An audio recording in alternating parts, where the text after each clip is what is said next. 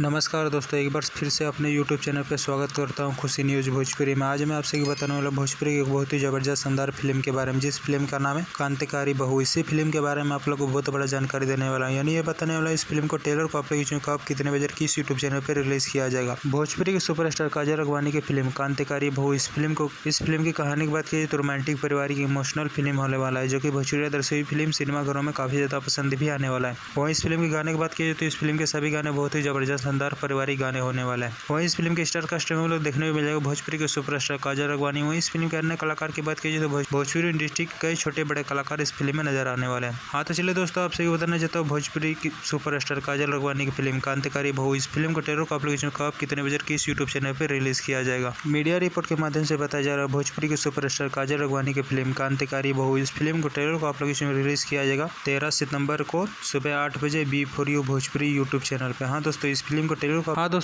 Trailer को आप लोग इसमें कल सुबह 8 बजे रिलीज कर दिया गया है B4U भोजपुरी यूट्यूब चैनल पे। जो लोग नहीं देखे एक बार जाकर देख लीजिएगा, बहुत ही जबरदस्त शानदार ट्रेलर होने वाला है। हाँ तो दोस्तों, हमारे इस वीडियो को पूरा देखिएगा तभी आप लोगों को पूरा बात समझ। और दोस्तों, ये वीडियो आप लोगों को पसंद आया तो ज़्यादा से ज़्यादा लाइक करें, सब्सक्राइब करें। धन्यवाद दोस्तों।